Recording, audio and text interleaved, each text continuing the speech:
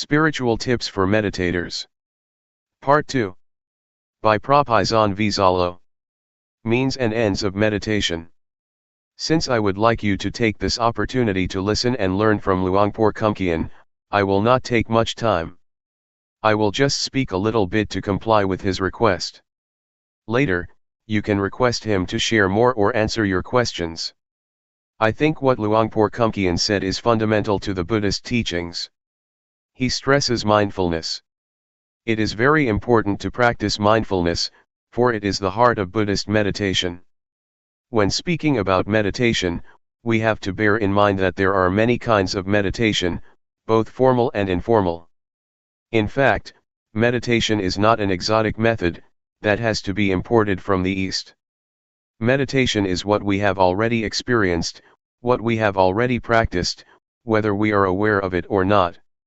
When you see nature, when you look quietly into yourself, when you reflect on your life, that is meditation. When you try to follow your breath with an expectation of calmness, that is meditation. Meditation can be practiced through drawing, painting, or music. So meditation is what we have already experienced to a certain extent. But, to make our meditation beneficial, fruitful, and worthy of our attempts and the time we spend, the shortest way, according to Buddhism, is to cultivate mindfulness. That is, meditation with awareness. Awareness is the means and end of meditation, and nothing else. For some people, meditation is the way to calmness, but for the Buddha, calmness should only be the byproduct of meditation. It is the reward that we gain from our practice. Yet, we also want to have total self-awareness.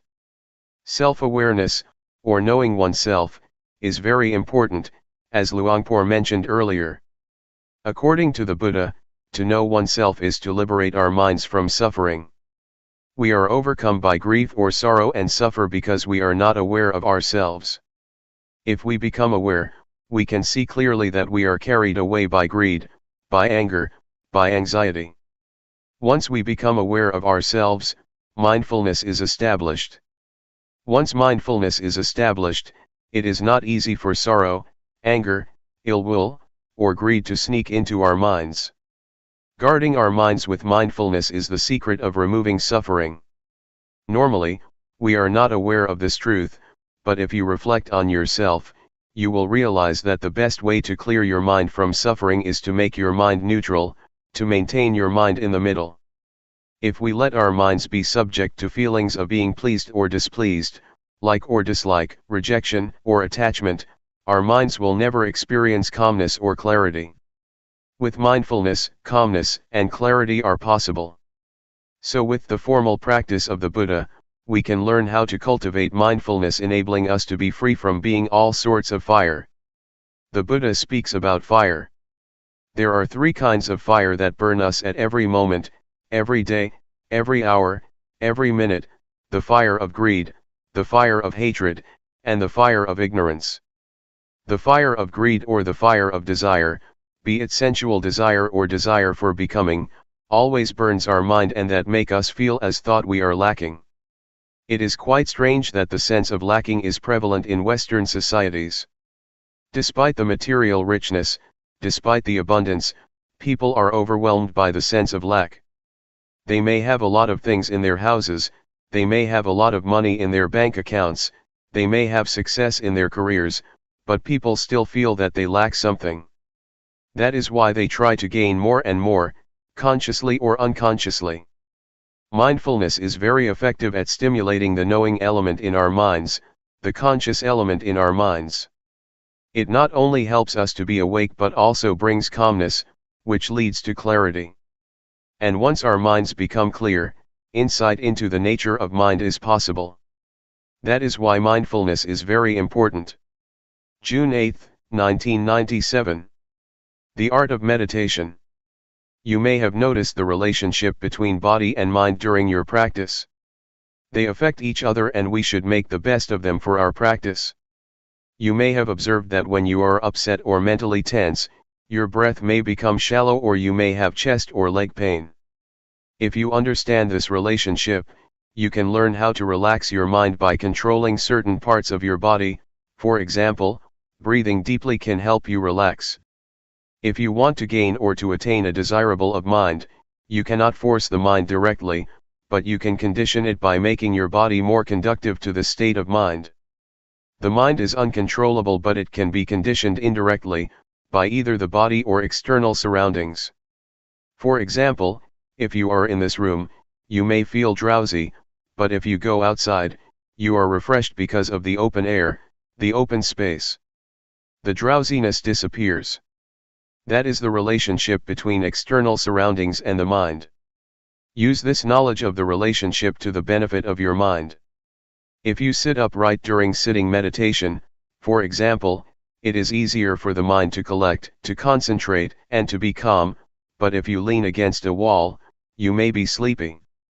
If you feel very tense, lying down will be helpful, but if you feel normal, lying down will make you sleepy. This is the relationship between body and mind. Please learn how to take advantage of this relationship to improve your practice. During walking meditation, for example, if you feel distracted or your mind becomes busy and wanders without end, walking more slowly can slow your mind. Your mind will be less distracted. The speed of your walk can affect your mind.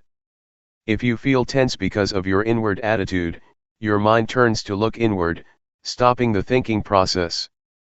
In this case, walking faster can help to release the tension. The position of your head also affects your mind. As I told you a few days ago, if you lower your head too much, tension tends to arise because your mind is turning inward. But, if you walk and have an indefinite gaze outward, your mind wanders easily and can be easily distracted. So, positioning your head appropriately will moderate your mind. You have to find the speed that is appropriate for you, not too fast, not too slow. This is an art. Meditation becomes an art because you have to find the balance on your own. If you walk too slowly, your mind becomes tense because it looks inward and concentrate too much on the body and on the thinking process, so you have to speed up. There are two extremes. One is to wander a lot distractedly, and the other extreme is to take it very seriously, to push oneself very hard, trying to stop or to suppress the thought. The one just follows the thoughts, the other wants to stop the thoughts. These are the two extremes. In this practice, we neither stop nor follow the thoughts. But how? This is the point of balance. I myself have to adapt. When I feel tense in my legs, I walk slowly. If I walk any faster, I cannot get through the 7 days retreat. Normally, I do not practice the intensive retreat for the whole week, just for a whole day. The rest of the week I do it indirectly and then I may do something else. But to practice 7 days, we have to learn how to do it without being exhausted. It is like marathon walking. If you push yourself very hard at the first kilometer or on the first day, the rest of the days will be disastrous. You have to know how to save your energy so you can go through the whole retreat or marathon. There is no one standard or formula for everybody. You have to find your own way. If you feel tense, it is better for you to look far to relax. When I first practiced, I look inward so much during the first 3 weeks that I developed a lot of problems. I could not raise my hands or sleep because I tried to suppress my thoughts. I had to cure myself. To turn my mind outward, I had to look at a specific point, during my walking meditation for almost 3 weeks before I felt better. I think for me to look forward, to look far, is good in that situation, but after that I have never used the method again. Now I just look down on the floor but not too much. Luangpor just said, feel relaxed, and just be aware, but I did not know how to apply his teaching to my situation. I think what Luangpor said about the balance is very important. To be aware is to be on the middle ground between following your thoughts and suppressing them. I like to compare awareness to an egg. If you hold an egg tightly, it will break, but if you do not hold it, it will fall. So, you need to hold the egg firmly but not too tightly. For awareness to be possible, you have to handle gently, as if you are holding an egg. If you force your mind to concentrate, to stop thinking, to achieve something better, or whatever, you are going to crush the egg. But if you feel completely relaxed and do not take it seriously, it is like dropping the egg. So, in this method of practice, just hold your mind gently. It is how to do this that is the problem. Nobody can tell you. You have to know how to gauge and how to adapt your mind. It is like riding a bicycle, you have to hold your body in balance. If you are stiff, holding the handles of the bicycle very tightly, your whole body becomes tense and you will fall. So, bicycle riding is the art of keeping your body as well as your mind in balance. The same goes for meditating. You have to hold your mind in balance, neither too relaxed nor too tense. How to reach this point is the art of the meditator, and this is the problem.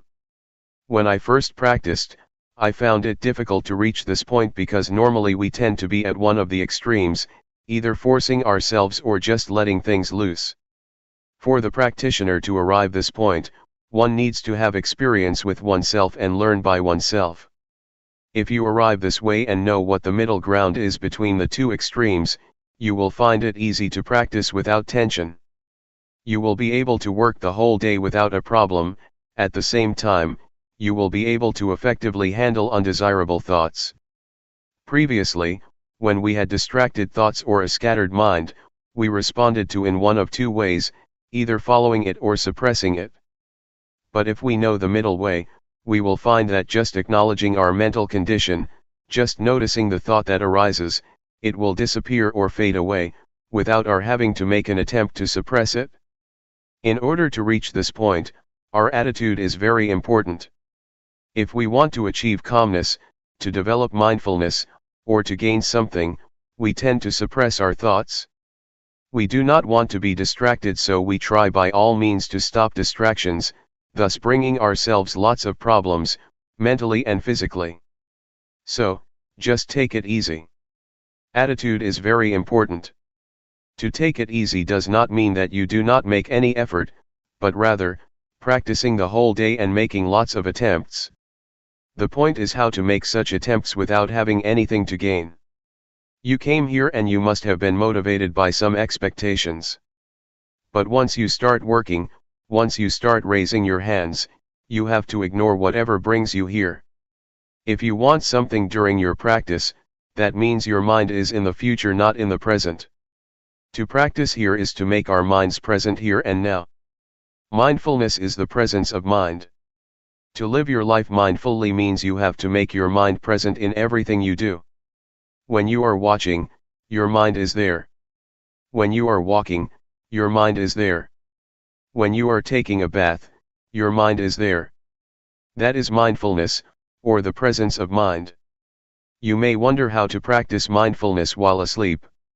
It depends on how you cultivate mindfulness when you are awake. If you are mindful most of the day, it will take care of itself during your sleep.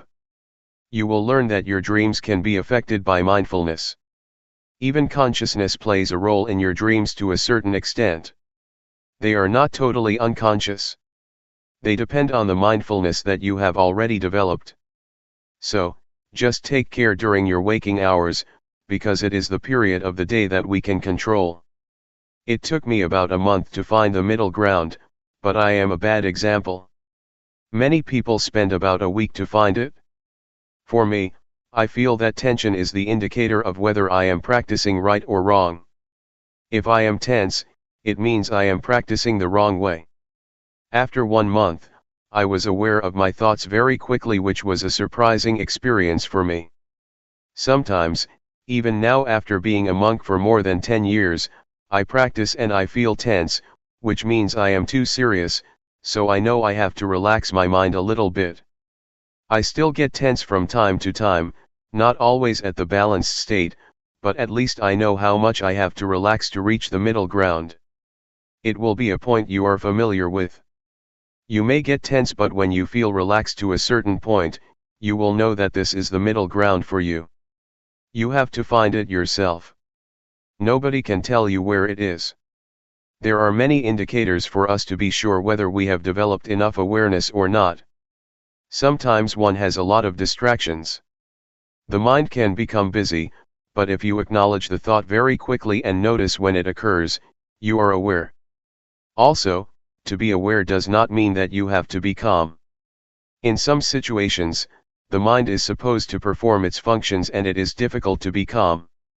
As long as you notice that your mind is distracted, it is all right. That is why Luangpor said, do not try to be undistracted, but once you are distracted, you are aware. Once your mind goes out, you are aware. The point is your awareness of your state of mind and knowing it quickly. For a lot of people, meditation time is only the time when they sit cross-legged and close their eyes. Afterwards, they go to work, and cannot think of meditation. Meditation is limited to the room, in the morning and in the evening. But for us, the meditation zone means trying to make the whole day, or a certain period of the day, a time for meditation, even though you do not close your eyes and are still at work. It should start at a portion of the day, and then enlarge its zone. The more you are aware of every moment, the more meditation is a part of your daily life. It does not mean that only the time inside a meditation hall is meditation, and the rest is not. It should start from the meditation room and then enlarge to your whole life. Enlarge the zone in time first and then enlarge it in space as well. Try to integrate meditation into your daily activities. Try to use the movement of your body as meditation objects all the time, and try not to stay still. On the car or the bus, rub your fingers. Try to have some parts of your body moving and use the movement of your body. If you can use your breath as meditation object, you have a refined, sensitive mind. Yes, you can do that, too. Luangpor suggests using the blinking of your eyes or the swallowing of your saliva. Breathing is useful because you do it all the time, especially at night when lying in bed. But while typing, it may be difficult to be aware of your breath, so just be aware of the typing itself as the object of meditation. When you take a bath, the movement of your body is the object of meditation. So we are never short of an object of meditation, except when we are sleeping. That is the benefit of Sati meditation, you have an object all the time. We need to have a physical object for meditation all the time, and our body is better. Your mind should be aware of your body's movement.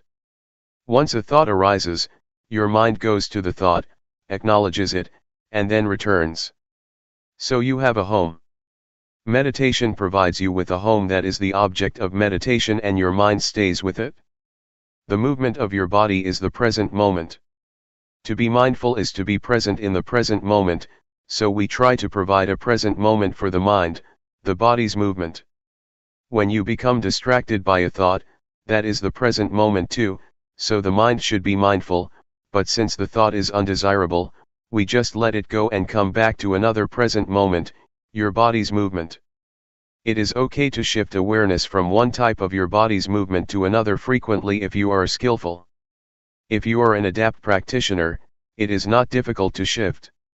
Try not to practice only two postures, because if you practice only walking and sitting, you may find it difficult when you want to be aware of additional activities. You will not be adept enough to apply mindfulness to that activity, because you have only been using rhythmic meditation and walking meditation all the time. So, you have to be adept, to be skillful, to apply mindfulness to every area of life. For example, in a normal situation, I would use the rubbing of my fingers as an object, but, if I am tired, I can concentrate on my breath because it will turn my attention away from the tiredness of my fingers. It is the same with walking.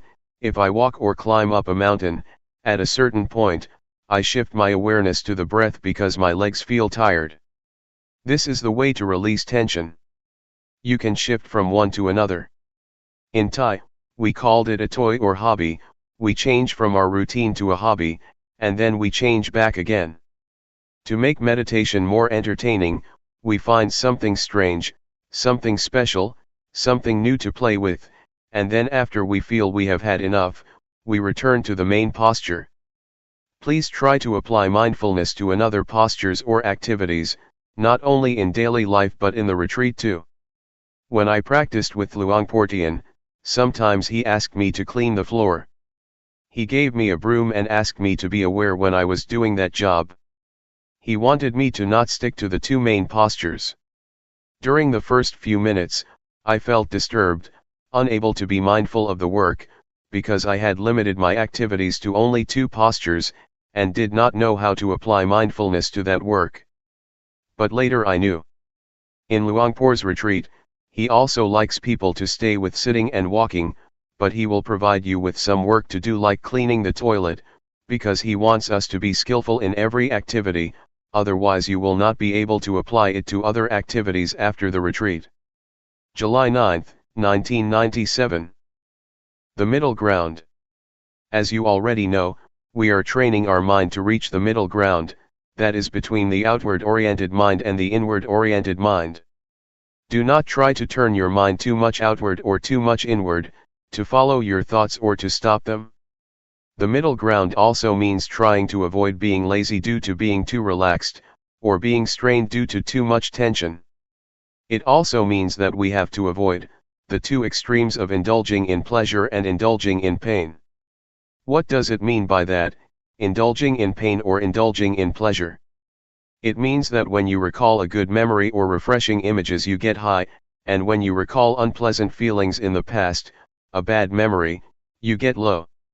If you are moved like that, that means you are already indulging in pleasure or pain. If you are stuck in the pleasant feeling, that means you are indulging in pleasure, which is one extreme. If you get low or become angry, because of your thoughts about somebody that you have bad experiences with, you become dragged down by such thoughts or memories, or if you feel upset because of dissatisfaction with your practice, means that you are indulging in pain.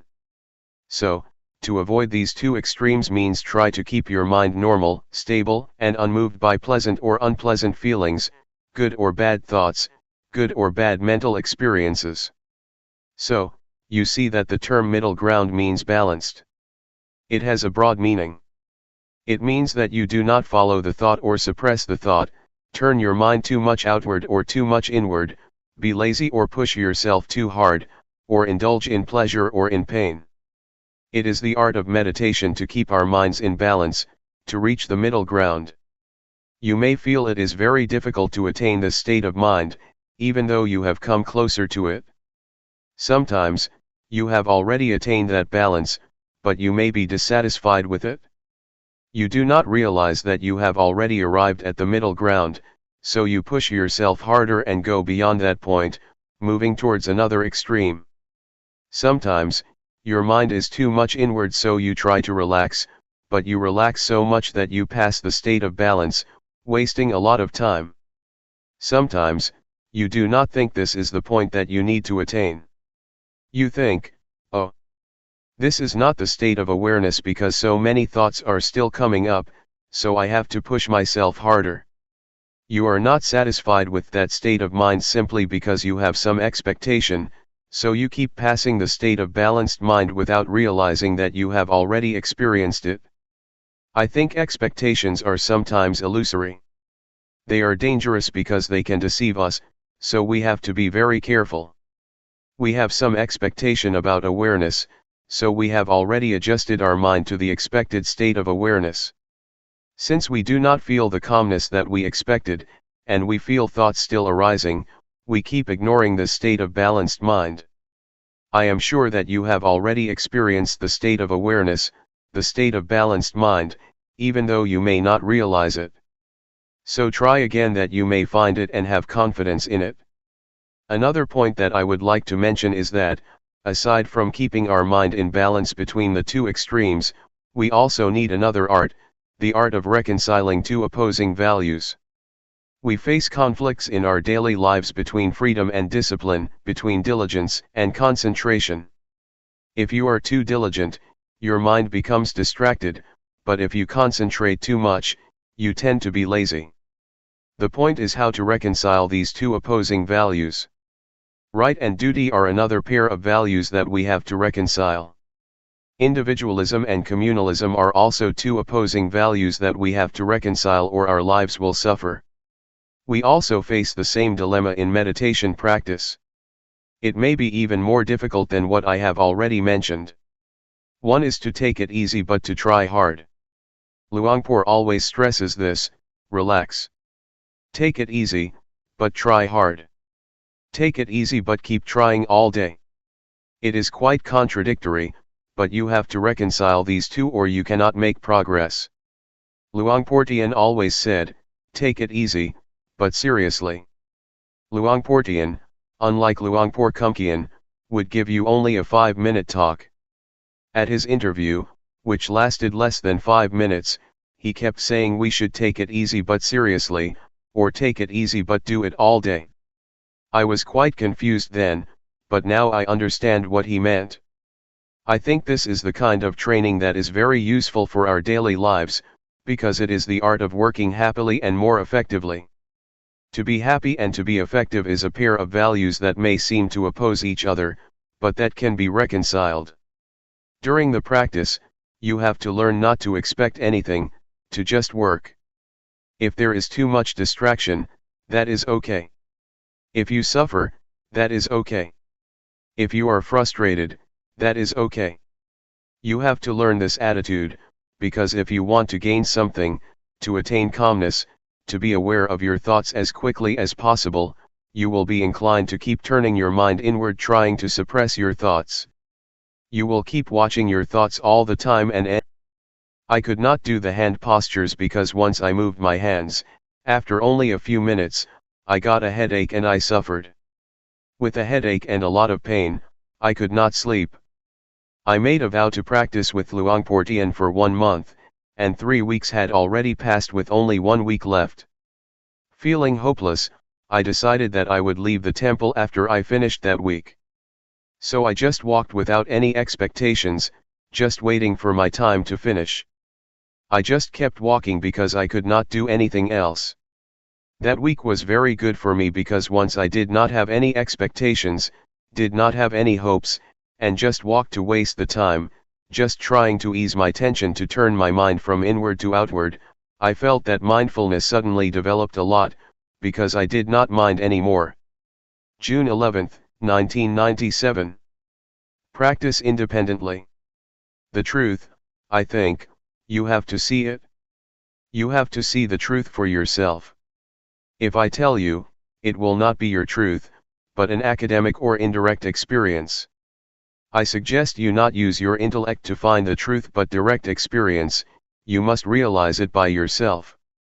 Sati, or mindfulness, is a capacity of mind to recall. When you walk in meditation, you think about your work next month, the body walks but the mind goes somewhere else. Then, you recall that you are supposed to be mindful while walking. That is mindfulness. When your mind comes back to walk, you feel the sensation of walking and have clear comprehension. That is awareness. It is very important for us to try to experience awareness directly.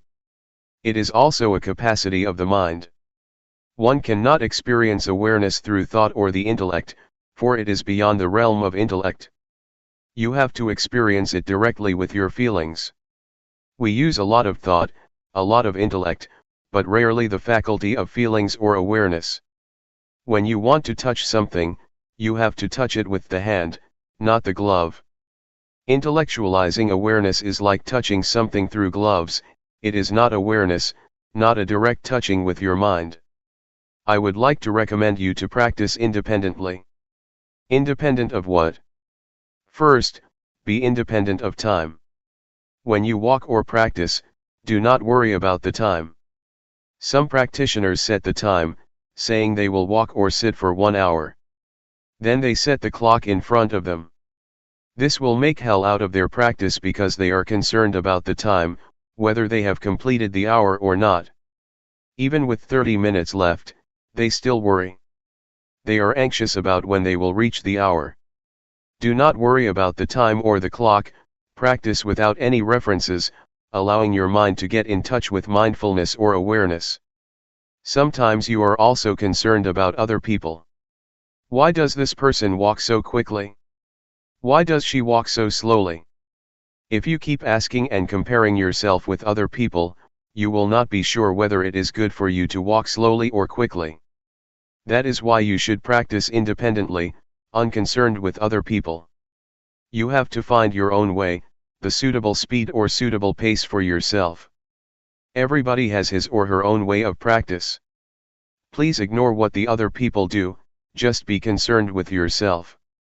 Another thing that may cause you anxiety is the notion of awareness, or the concept of mindfulness. You have some idea about awareness or mindfulness. When your experience does not fit with that notion or idea, you feel unhappy, you feel uncertain, you feel unsure about the practice. Please forget whatever notions you may have about mindfulness or awareness, even words by the master, or the teachers. The master said that awareness is like this, and mindfulness is like that. You become attached to these words. When your experience does not fit with these words or ideas, you feel unhappy. When I first practiced, I was confused. Somebody said you have to be aware like this, but the other master said you have to be aware like that. I was bewildered. Which one is the real awareness? It is difficult to explain what awareness is like. You cannot convey awareness by words, but have to know it from your experiences. This is true even of color. When you see this robe, you know exactly what color it is, but to express it out loud people use different words. Somebody says this is yellow, but others claim it is orange. Different people use different expressions even for the same thing. Please ignore these references. The fourth thing to be independent of is the previous results that you may have obtained. Yesterday, you experienced calmness, you achieved wonderful practice, and then you want your practice right now to be the same. That is another kind of reference that you should avoid. If you have such references or if you are concerned with past results, you may be unhappy. They will never fit with one another. Ignore the results of the past and start again at the present moment. Practice independently, independent of previous results. It is already the past, let us ignore it. However good your experience was, be it calmness or tranquility, do not try to repeat it again or you will be disappointed. Why? Because you have some expectation, and expectation makes your mind out of balance. To practice like this, balance is crucial. You have to keep your mind in balance. Desire or expectation tends to push your mind out of balance. Therefore, forget whatever happened to you, even your expectations. Be careful with expectation. When you expect something, you have preconceived notions about it. If experience does not conform with that idea, you reject the experience. There is a story that is very instructive. An individual on a sinking boat prayed to God for help. Being very devout and sincere, he sincerely believed that God would help those who have faith in him. During his prayer, a lifeboat came by and asked him to join. He said, "No, I believe God will help me, because he never ignores those who have faith in him." So, the lifeboat left him behind. 1 hour later, the sea level was already at his chest. A fisher's boat came. He said, "No. God will help me." Another hour later, the sea level was already up to his neck. A patrol boat came. He replied again, "No." So, he drowned and went to heaven because he was a good person. When he met God, he asked, "God, why did you forsake me? I prayed for you even at the time of crisis." God replied, "You fool. I sent 3 boats to help you. Why didn't you take the boat?" The man expected a miracle. In reality, no miracles happen. God's action is not miracle, he works through ordinary events. So, with expectation, the person tried to reject even the help of God. Do not be too concerned with expectations, or you will reject the experience that you have already achieved. Just work independently of expectation, and try to get in touch with real awareness through direct experience. When you get a result, it will be the true outcome of your practice. Do not bother with miracles or preconceived expectations. Question: how can you forget everything and not have any expectations or references? Answer: it can be done through repetition. In the first hour it may not be easy to forget, but if you practice more and more, you will feel in harmony with the practice, and then this notion will pass away. Nevertheless, you have to do it repeatedly, over and over again. Then, a new kind of habit will develop, the habit of letting go and forgetting expectations. Question: that is very, very hard. Answer: it is possible, if you try to be at the present moment. I found that when I feel in harmony with the practice, I do not care about the rest. To be in harmony with the practice takes time, but it is possible. We call it, to be at the present moment. When you have developed that habit of being at the present moment, you will be less distracted by expectations, by time or schedules, by other people's practice. Question: are you suggesting that we totally ignore previous experience on how to get there? Answer: I suggest you do that when you start the practice. However, when you finish, you may review and think about which one is the way. During the practice, try to be at the present moment, otherwise, your previous results will distract you from the practice. Question: when we start the practice again, we will take reference of the previous experience, right? Then, how can you practice independently? Answer: a kind of habit will develop within you. Question: right, I see what you mean, inherit a habit from the previous practice instead of knowledge. Answer: yes. It has already happened to you, because all of you have been practicing for a long time. You have inherited some habits or some tendencies. That is the most important, more important than something in your mind. Question: not to be guided by thought, but by your natural movement or habit. Answer: yes. This is what we call adept or skillful. You become more skillful. Take swimming for example. Thinking, or recalling the instructions, does not help you much when you are swimming. You have to be at the very present moment. Whatever you do will become a tendency or habit in you. Once you know how to swim, it becomes your second nature. It becomes a part of you. No matter how much time has passed, maybe 10 years, you still know how to swim because it has become your nature. I think mindfulness or practice is like that. Once you know how to adapt your mind to be aware of the present moment, it becomes your nature. You may give up the practice for a while, then come back. In the beginning it is difficult, but after you practice for a few minutes, it will come back. Which I call habit. I myself, when I practice, never think much of the results. I think only that this will form a new habit. Once the habit has developed, it is easier to practice. This is how you train children to take a bath or to brush their teeth. At first, they refuse, but you just push them to brush their teeth. It becomes their nature and they will go to the bathroom to brush their teeth on their own. Mindfulness is like that. In the beginning, your mind follows the thoughts and never comes back. Then, you call it back. Second time, it goes again, following the thoughts and comes back. The third time, it comes back quickly, faster, but still takes a long time. Then, you call it back all the time, many times, it returns faster and faster. The unintentional thought will become shorter and shorter. In the beginning, it is like a train of thoughts with 12 cars of thoughts. After practicing for a few days, it becomes 10 cars. The train of thoughts becomes shorter, shorter, and shorter. Then, only 1 car of thoughts, because your mind becomes faster. It is the habit of the mind to come back faster. This is what mindfulness is. You need not to stop the thoughts. Your mind will come back on its own. July 8, 1997. Harmony within. Meditation practice is to train ourselves to be in harmony with ourselves, or to be in harmony with the present moment. To be in harmony with the present moment has a broad meaning. It means that we have to be content with what we have, with what we are doing, and also with what we are at the present moment.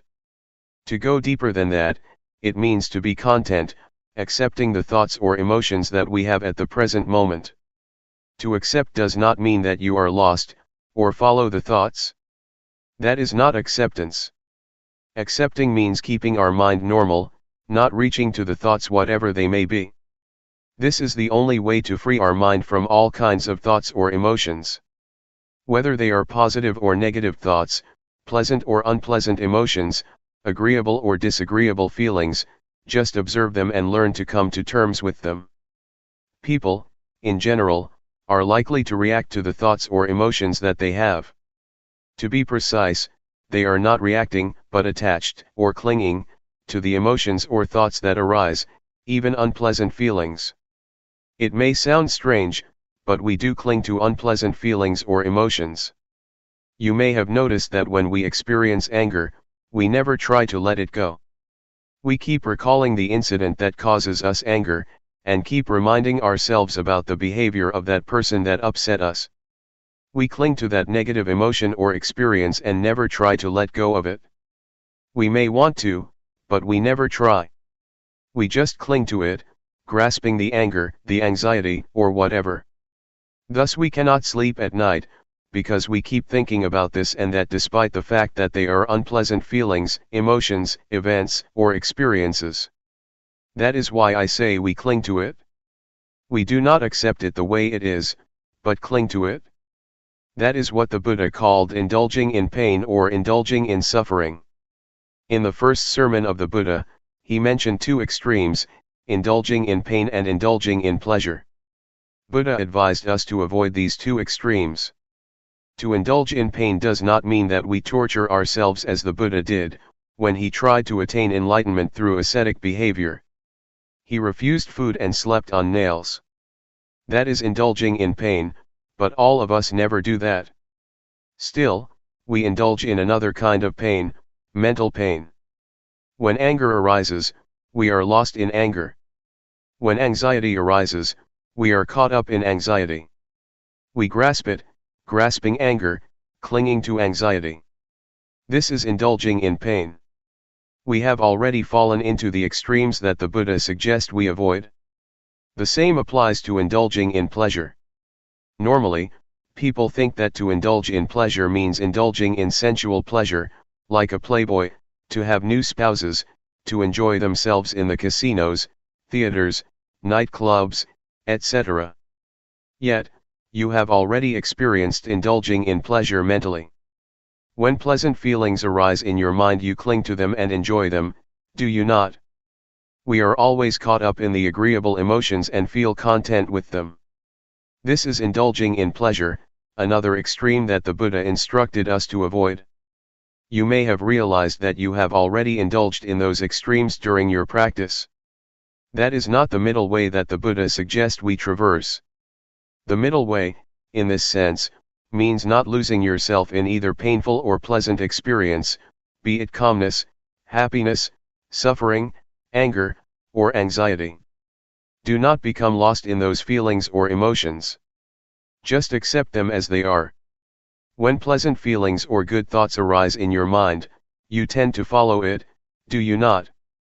When you encounter unpleasant feelings, you want to suppress them, do you not? But that is not an act of acceptance. To accept means to observe, to see, to recognize, and to let go of it. This is the only way to be free from all kinds of feelings or thoughts. I would like to urge you to learn how to come to terms with all kinds of thoughts and emotions that arise. You will find that once you accept them, once you observe them, they will gradually pass away.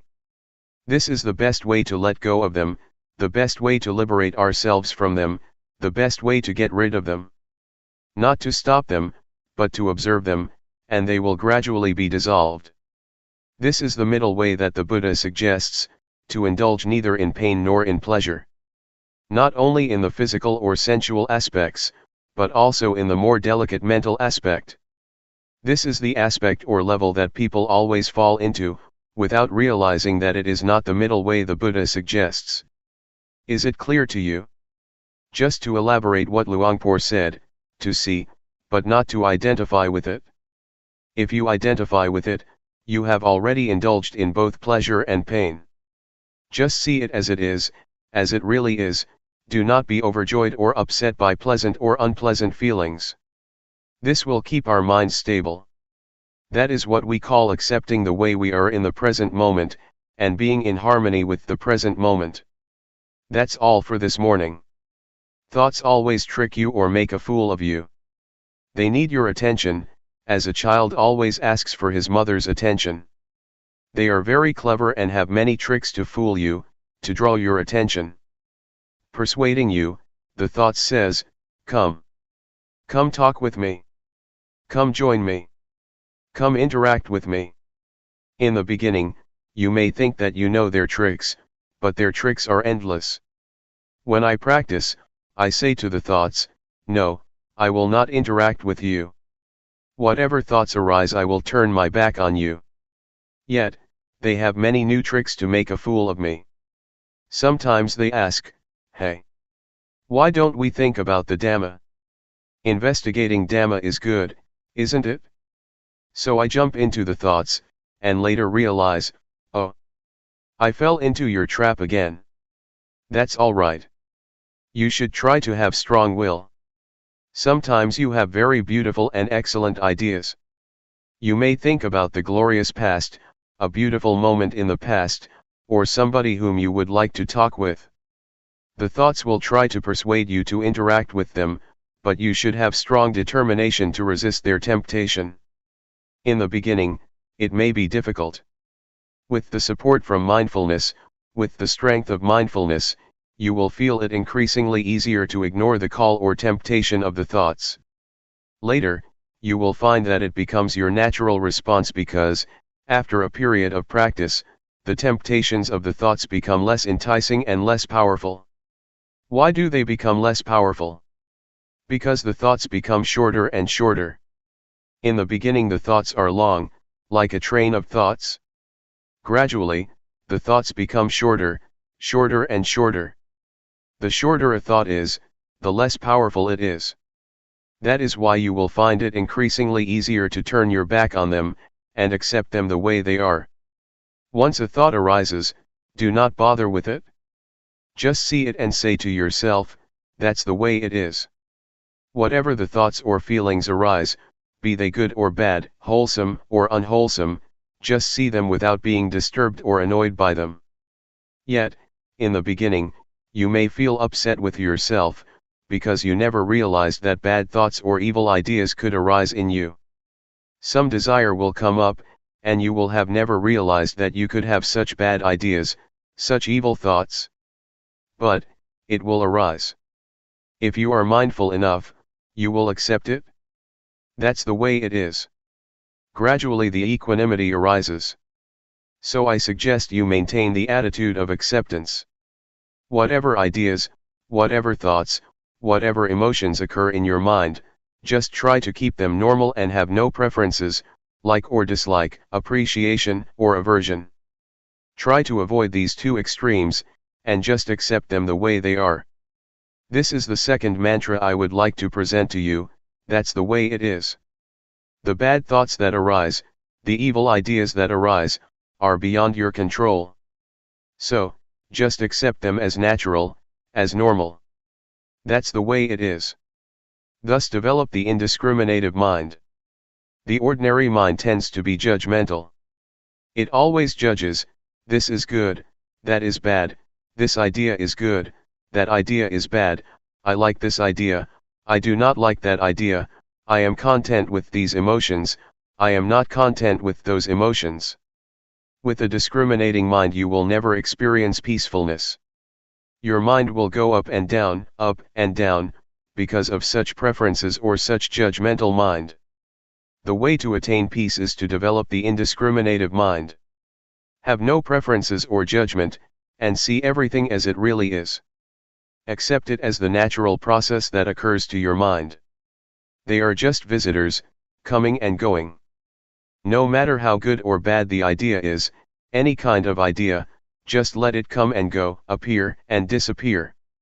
Do not be bothered with it. Just see it, take note of it, and then come back, returning your attention to the body's movement. In brief, try to resist the temptations of the thoughts. They need your attention because that's the only way they can sustain themselves. Unless you give them your attention, they cannot survive. They can exist only with your support.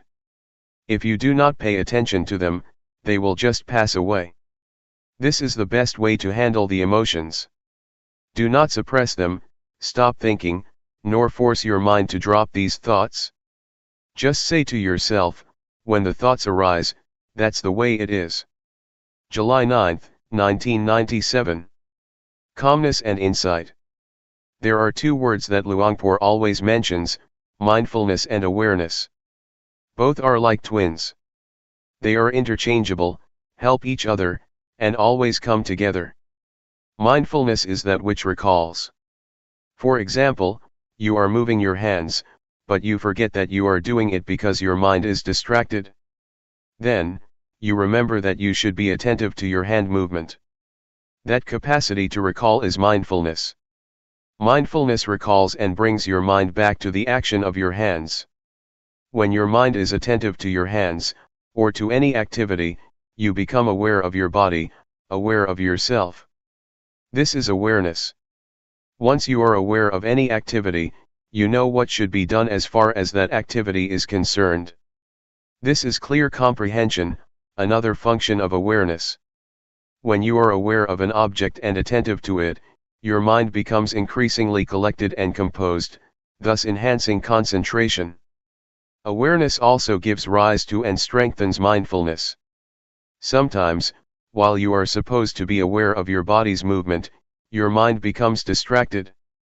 Awareness of your body's movement sometimes helps your mind to recall that you must be mindful of your body, and that's why it can help to bring your mind back.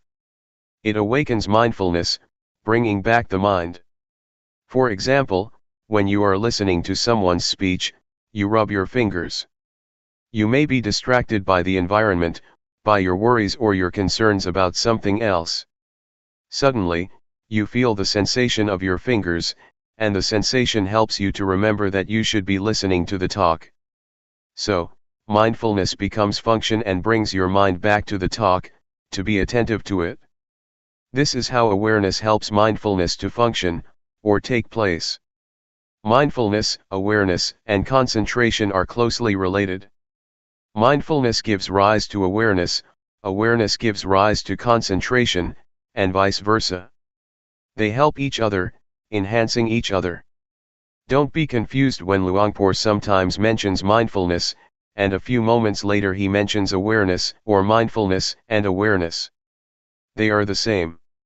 Technically they are not the same, but in practice they work very closely together.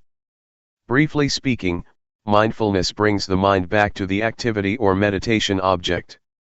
Once your mind is with the object, you have awareness, you know and you see clearly. With the functions of mindfulness and awareness as I mentioned, two things will occur. The first is calmness. It arises because you are not distracted by thoughts or by external stimulation. Your mind does not wander around because your mind is attentive to, or tied to, the meditation object. Thoughts may arise in your mind, but they are short and do not disturb you much. You may feel hot, you may feel cold, but it does not give rise to anger or upset you, because mindfulness brings you out of the anger or negative qualities, and back to the object of meditation. But, if you do not have an object of meditation, your mind can easily be caught in the anger, that is the result of unpleasant feelings. So, mindfulness and awareness help you to let go or be free from the discontentment. That is why calmness and relaxation are possible for the one who has mindfulness. The second thing that happens when you have mindfulness is wisdom, or clarity of mind. It happens because mindfulness and awareness keep your mind from liking or disliking, from being up or down, from being content or discontent. They keep your mind stable and without bias. If you have preferences, if you are discriminative and like or dislike, you have bias and you cannot see things clearly as they really are. This will not be the case if you have mindfulness. For example, when anger arises, you will not be caught up in it, you will distance yourself from it and see the anger. You do not reject anger, but just see it. You can see how it exists and how it passes away. But, if you get into the anger, you cannot see, and you cannot know the anger. Just as when you are in this hall, you cannot see what this hall looks like, unless you go outside, only then can you see what the Kuan Yin hall looks like. You have to be outside so that you can see clearly what or where it is. How can you be outside the anger if you do not have mindfulness? Mindfulness helps you to be outside the thought and see it as really is. That is why Luangpor always emphasizes that, you have to see. You should know. You should not be lost in any kind of thoughts, be they good or bad, of pleasure or pain, so that you can see and know. Truth will reveal itself. In short, as I mentioned, there are two kinds of results that will take place, calmness and insight, or wisdom. Yet, you should bear in mind that calmness is not the primary aim of this meditation. The primary aim is insight. If you take calmness as the primary objective, it is easy for you to become lost in calmness, and then you cannot even see what it is. Just recognize that calmness is like this, when it manifests itself, and do not be overjoyed with it. Just see that that's the way it is, and then try to maintain your mind to see, to be clear, keep knowing, keep observing. That's all. This is just to make a brief distinction between mindfulness and awareness, and to highlight their main functions as well as how they work together.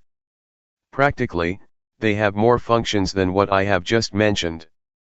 July 10, 1997. The point of balance. As you may be aware, Luangpor tries to suggest that you not watch your mind or watch your body closely. There are some justifications for that. In our daily life we tend to do a few things at the same time. You should allow your mind to be aware of your whole body rather than only a particular part of it. Otherwise, you may make mistakes in your activities. For example, when I began my practice, one day, I finished my lunch and had to throw the leftovers into the waste basket. Since I did not know how to practice properly, I forced my mind to concentrate only on my feet, while I was walking to the waste basket. When I arrived at the basket, I threw the leftovers into the basket, and forgot that not only the leftovers but the fork and spoon were also thrown away. Why? Because I concentrated too much on my feet. I did not allow my mind to be aware of my whole body, to be aware of the act of holding the plate with the leftovers and the fork and spoon. If you force your mind to concentrate only on one part of your body, you limit your awareness to that part and forget the rest. There is another story of a practitioner, who wanted to concentrate on every act of her movement in detail. Before she went to the office she had to get dressed. She concentrated on her act of dressing very consciously and very intensely. When she took the shirt, she concentrated on it. While wearing the shirt, she also concentrated on every movement of the wearing. The same applied to putting on her trousers, her socks, and her shoes.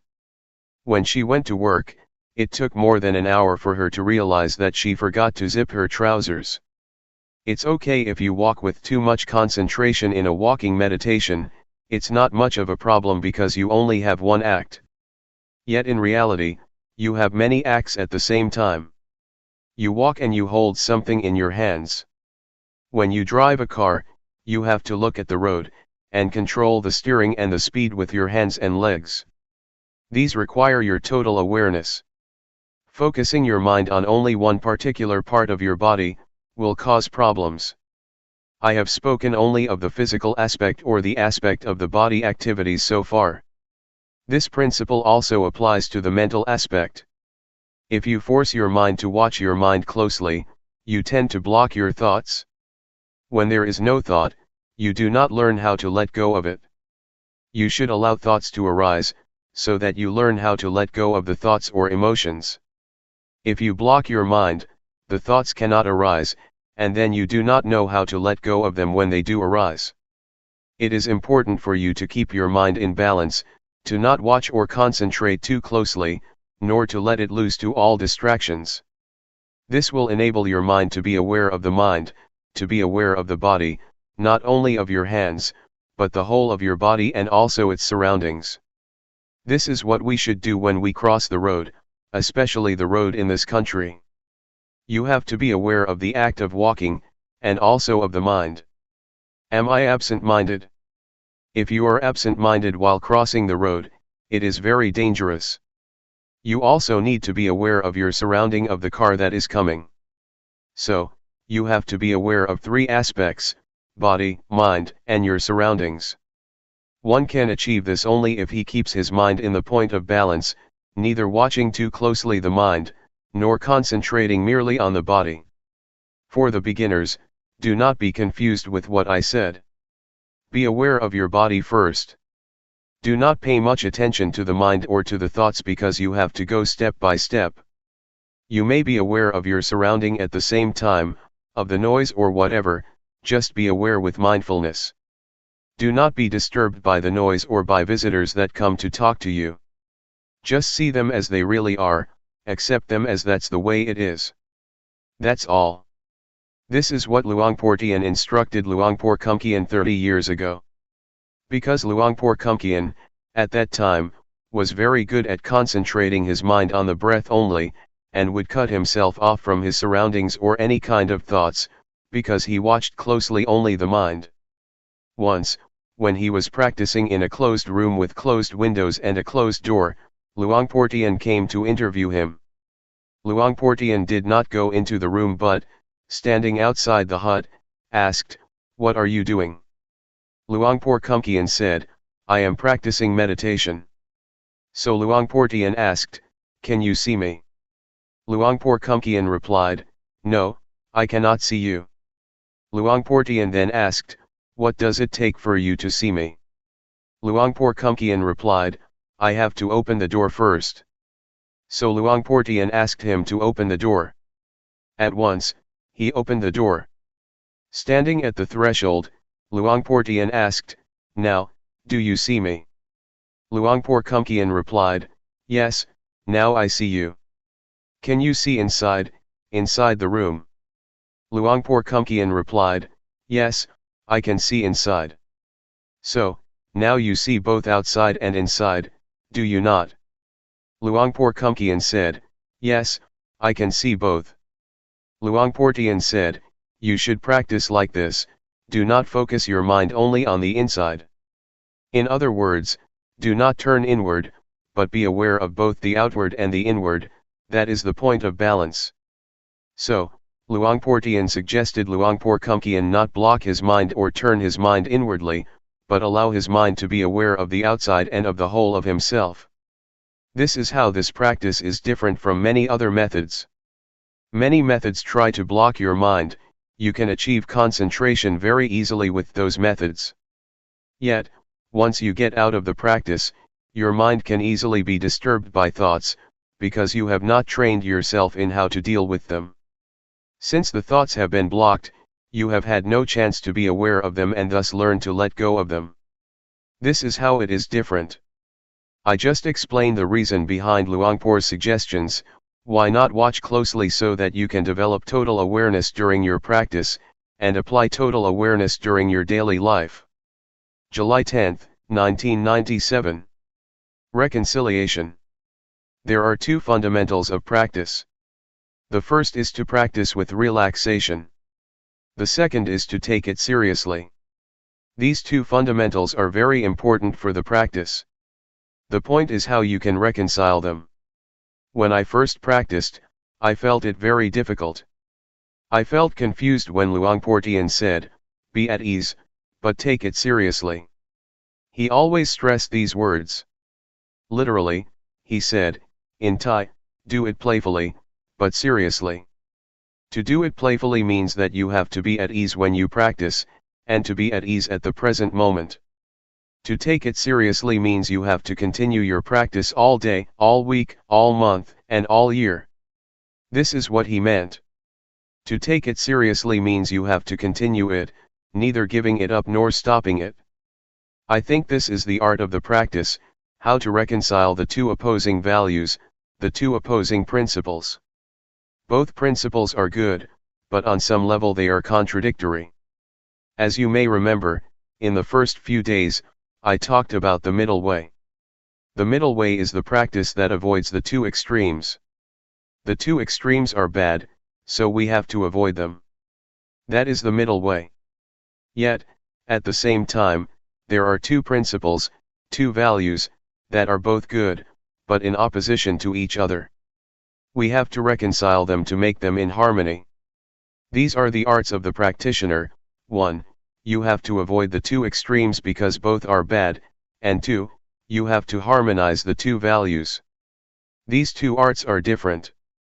Sometimes people are confused, they think the middle way is to mix good and bad, and then divide it in two. That is not the middle way. The middle way is to avoid the two extremes and, at the same time, reconcile the two values, the two principles. In Buddhism, you will find that this art is very necessary. You have to reconcile faith and wisdom. Those who have too much faith always lack wisdom, those who have wisdom always lack faith, because they always criticize, always doubt, always feel uncertain.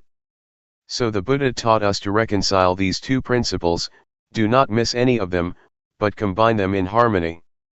The same applies to diligence or earnestness and calmness. If you are too diligent, you tend to lack calmness or concentration, but if you develop too much concentration, you tend to be indolent. Again, you have to combine, or reconcile, concentration and diligence. Now, let us go back to what Luangpor Teean always mentioned, to practice relaxed, but seriously. It means that when you practice you should feel that you are taking a rest. When you walk, it is not much different from a morning walk or evening walk, in the sense that you do not expect much from such a walk. When you have a morning walk you do not expect much from the walk, do you? That is the attitude that we should apply to the practice. When you take something lightly, you do not worry about it, which enables you to feel joy and be relaxed in doing that work. Since you are not worried with the outcome, your mind can easily get into the balance. Since you are not worried about the outcome, and also have joy in doing the work, you can do it continually. You are not frightened with the work or become turned off by it. When children play, they can play all day and all night without being tired, because they feel joy and do not expect much from their play.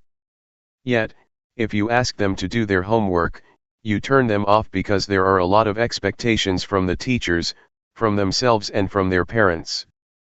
There are standards against which the outcome has to be compared, and this always frightens, or turns off, people. That's why I asked you not to set any standards, any goals, or have any expectations. Do not set the goal that you will not be distracted in the next 10 minutes. You cannot do that, just be concerned with the present moment. If you are worried about the outcome, your mind is already in the future, the outcome is in the realm of the future. If you are concerned only with the cause, the practice, you are already in the present, the cause is what you have to make, and you can only make it in the present moment. If you can have this approach to the walking meditation, or to any kind of meditation, you will find that this approach or attitude is very helpful to your daily life. In daily life, we always have problems with our work. We are very tense and frustrated because we worry so much about the future, the outcome, or the reaction or response of people. Sometimes we are worried because we want ourselves to reach a goal as soon as possible. When we drive a car, we may feel unhappy because we want our car to reach the destination as early as possible. If you have such thoughts, you cannot drive the car relaxed or with happiness, especially when you are late. You feel upset and frustrated. The desire to reach the destination as soon as possible becomes like a fire that burns your mind. Remind yourself to pay attention to the present moment. It does not help at all if I am worried about being late, because it does not make me reach the destination faster or sooner than if I am not worried. The worry itself does not help, it does not change the situation.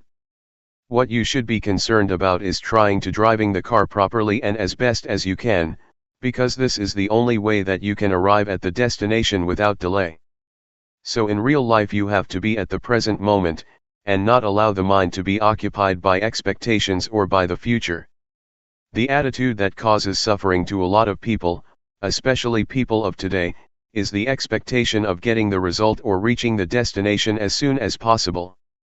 When I write a book, if I think that it will take one more year or one more month to finish the job, I feel worried, because it's still a long time and I am tired already.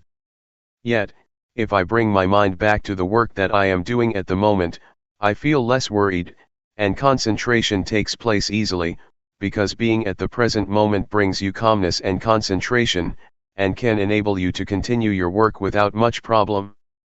I think we have to learn how to do work without pushing or driving us at the same time.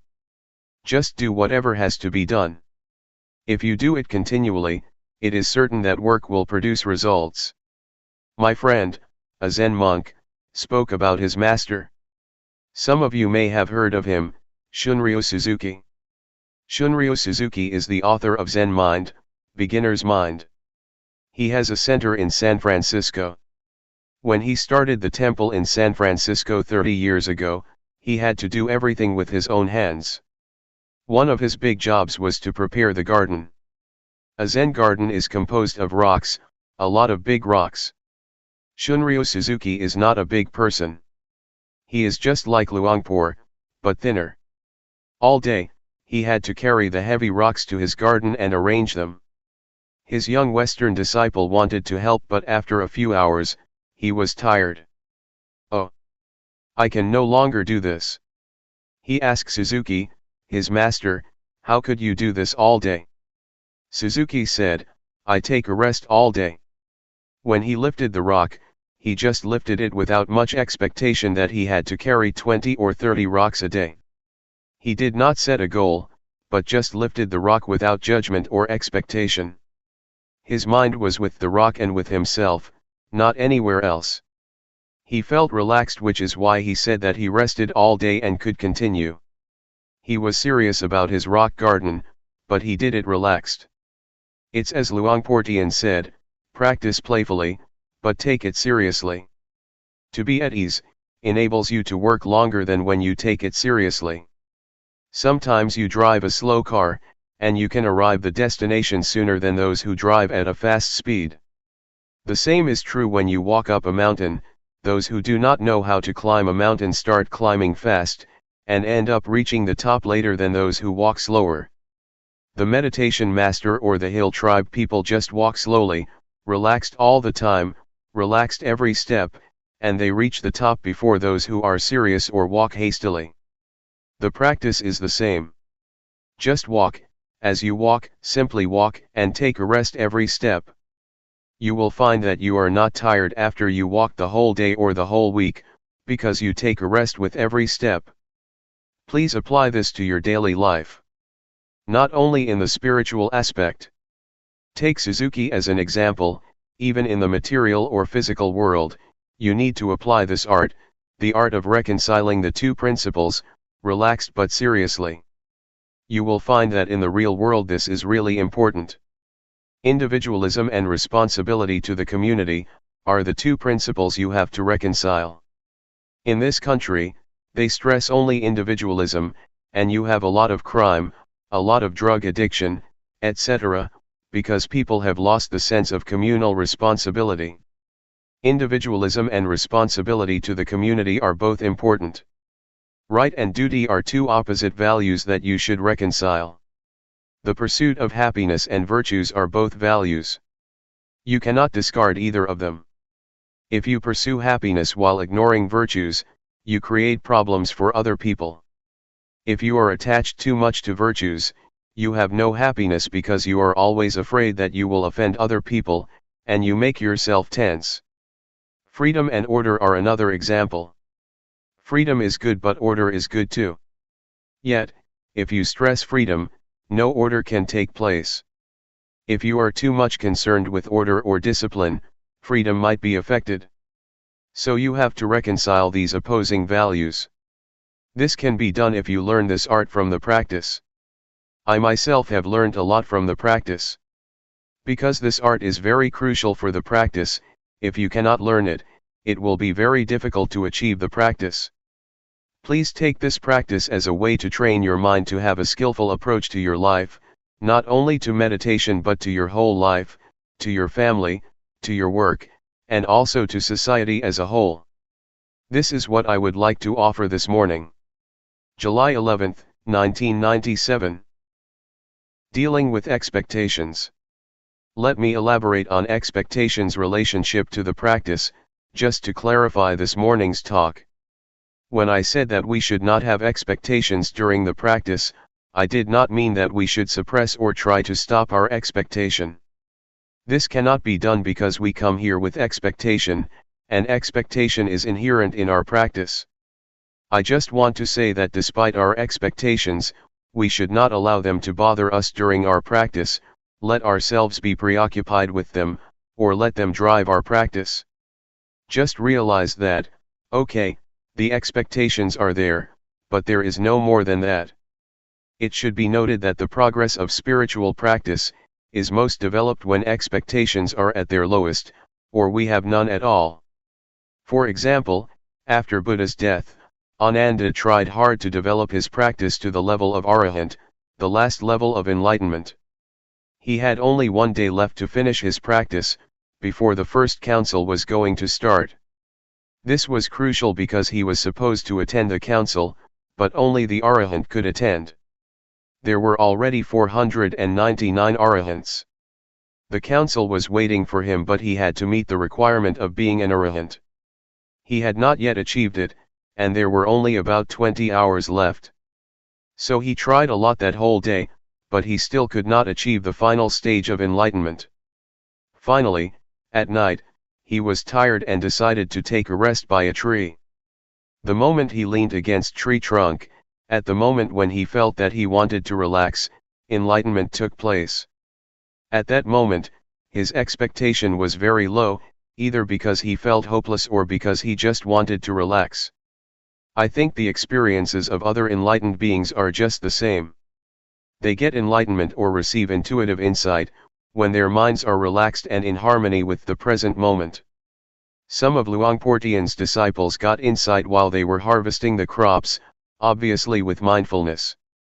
This law of enlightenment, or law of intuitive insight, also applies to the world of scientists and the world of daily life. You may have heard of the story about Eureka and Archimedes. He tried to find the law of density and he could not find it, until the moment he got himself into the bathtub. At that moment, he felt relaxed. After working all day, he just wanted to take a good bath. The moment he submerged himself in the bathtub, he realized the law of displacement, which is crucial for the calculation of the density of objects. If you want to know the density of this chair, you put it into water, calculate the volume of the water that overflows, or is displaced, the weight of the water and the weight of this chair, and then you know the density of the chair. So, the word Eureka, or the intuitive knowledge of Archimedes, arose when he had no expectation. The same applies to Newton. He found the law of gravity when he was going to relax under the apple tree. An apple fell. He realized the law of gravity. At that time, he had just put aside his research, so his expectations were very low at that moment. You see how intuitive knowledge works. It works when expectations are very low, and especially when you are very mindful in that present moment. So, the point is how you can practice without the drive of expectation, the drive of desire. This is a problem because we are usually driven by desire or expectation. In Buddhism there are two kinds of motivation. The first is desire to get or desire to achieve. The second is zeal, you want to do, or you want to practice. There is a difference between the two. Desire is closely related to craving, and zeal is closely related to wisdom. With zeal, you realize that it is good, so you want to do it.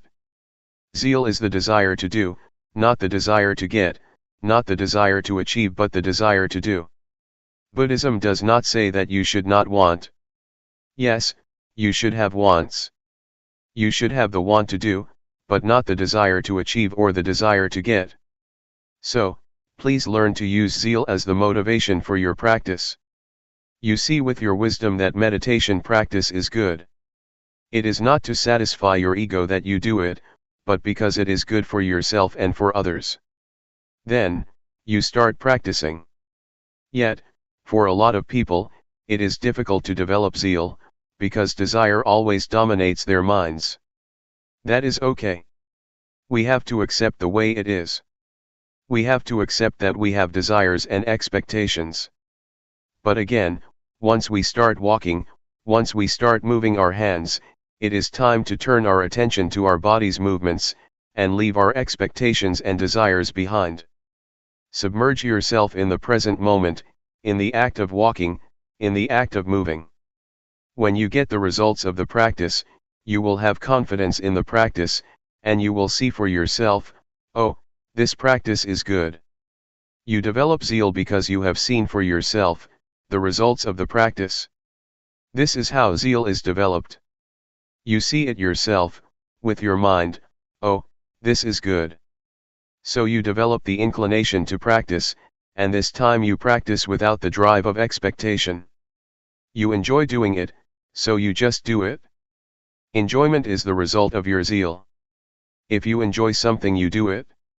You do not mind what will happen. I like it. I enjoy it. So, I do it. There is no more than that. Find out how you can enjoy the practice. The more you enjoy it, the more you will practice it relaxed and at ease, and the more you will get results. The more you get results, the more you become confident, and then you will just do it. We do not need the drive of expectation or the drive of desire. I think this is the motivation that people lack.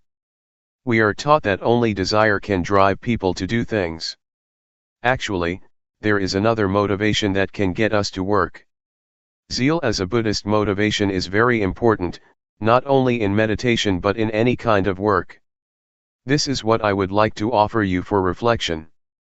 In summary, how should we deal with expectations? First, accept them for what they are. Accept that expectations exist in our minds, but do not let them bother our practice, or pay much attention to them. Just be at the present moment with the work you are going to do, and do not allow yourself to be driven by expectations. Try to develop the other kind of motivation, zeal. With the right motivation, you will find that results arise not in the future, but at the present moment. Normally, people just wait for the future, wait for the results to come. If you have a positive approach, a positive mind, you will see results, and the outcome always comes at the present moment. Please be sensitive to the immediate results, that always take place but that we always ignore. As Luangpor always says, once you move your hands, you already get the outcome, the awareness. You need not wait for the future. It has already arisen, but you have to be aware of that. That's why we can be happy at the present moment, because we get results at the present moment. We do not need to wait for the future. It is too risky to wait for the future is uncertain. But, the immediate result is guaranteed by our practice. That's all for this afternoon. July 11, 1997. Unreliable thoughts. I am sure that you all have a lot of experience with thoughts and emotions. Some of you may be able to see the thoughts themselves. You may realize that these thoughts, emotions, and feelings are quite unstable, which is why they are uncontrollable and unreliable. But, despite their instability, thoughts and emotions have a lot of power to tempt us, because they need our attention to sustain themselves. Without our attention, thoughts and emotions just fade away. They need your attention, it is the only requirement for their survival. You know, it is as if thought has a life of its own, despite its instability. It is like a virus that tries to manipulate your cells, drawing support from you. If you are not aware of such nature of thoughts and emotions, you can be easily tempted by them, deceived by them. They try to lure you, saying, "Hey, I am you." My thoughts call me, saying, "I am Paisan, I am yours, so you should take care of me." Sometimes I am tempted to take them to be my belongings, because they are very smart thoughts, very intelligent thoughts. I would like to grasp them, but you have to be careful, not to rush and grab them. Do not believe them so quickly because they are unreliable, especially the unintentional ones. We cannot even believe the good thoughts, for they can play tricks on us too, if we are not mindful enough. There is a story about a person who enjoyed drinking, and tried to give it up but failed. Every time he passed the bar on his way home, he could not resist his desire, the temptation, to go inside and have a drink. He tried to resist many times but failed. One day, he was determined that he would not fail himself any more, so he prayed to the Buddha, to the Dhamma, to the Sangha, and to all the other deities, after he finished his job in the office. He felt quite strong after he had asked for help from everyone to increase his willpower. When he approached the bar, the temptation arose, but he tried to deny it. No, this time no. But on his first step in front of the bar, a thought arose, "Hey, why don't I have a last drink? No, no, no.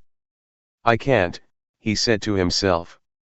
On the second step, "Hey, okay, not a full cup, only half a cup." "No," he said, and he proceeded. The bar was not very big, but those few moments seemed to last a very long time. Then, another thought came up, "Okay, 1/4. Better not," said a voice in his mind. Suddenly, his friend in the bar called, "Hey, come come." Again, he refused. But then he thought, "Hey, it will break the friendship if I refuse his offer." But, he was still determined not to drink. Thoughts of every rationale you can imagine flashed through his mind. Nevertheless, he finally passed the store. "I've done it. I am the winner." He was suffused with a sense of victory. Suddenly, a thought came up, "Hey, let's celebrate the victory." He then turned back to the bar. Thoughts can trick us. They are very rational, and can turn even victory into disaster. We should not believe them but try to see them, so we do not fall into their trap. So, mindfulness is very important even in daily life. Every year many old women would come to see Ajahn Chah, a big master in northeastern Thailand, and ask his permission for them to stay at the temple, because they had quarreled with their husbands. Everybody would say, "I will stay here for life. I will not go back to my house anymore. I am fed up with him. No more. I am disenchanted with the household life. Please allow me to stay and practice with you." A few days later, the husbands would come, visit them, and ask them to go home. The women who had been determined to stay in the temple for life, would change their minds after a small chat and decide to go home. Even strong, powerful, and quite determined thoughts can disappear, or wear out, after a few days passed. You may have noticed that you have a lot of good thoughts or ideas during the practice. "I want to do this, I want to do that, after I go home I will do this, I will do that." But if you do not jump into that thought or idea, and just see it and ignore it, after a few hours or a few days, you will find that that thought becomes weak and is not as interesting anymore. When you have a beautiful or great idea, you need to remind yourself, "It is not sure." This is the third mantra I will give you. Do you remember the first two mantras? Never mind and, that's the way it is. Now, the third one, it is not sure, or is that so? If you reach some conclusion about someone, like, this guy is very bad, this guy is unfaithful to me, this guy is deceiving me, or this guy is very good, he is very generous, you should say the mantra to yourself, is that so, or that is not sure. If it is a real thought, a real judgment and the right conclusion, it will last. Otherwise, it will waver and weaken. So try to see thoughts as they really are, unstable, uncontrollable, and unreliable. Unless they are born out of wisdom or mindfulness, they are completely unreliable. This is just the first step of insight into the nature of thoughts. During the practice, you may reach this understanding, and later you will see the deeper characteristics of thoughts and emotions. Luangpor repeats many times, they are impermanent. They are unsatisfactory. They are not self. Even happiness, pleasant feelings, or the bliss from meditation, are ultimately unsatisfactory.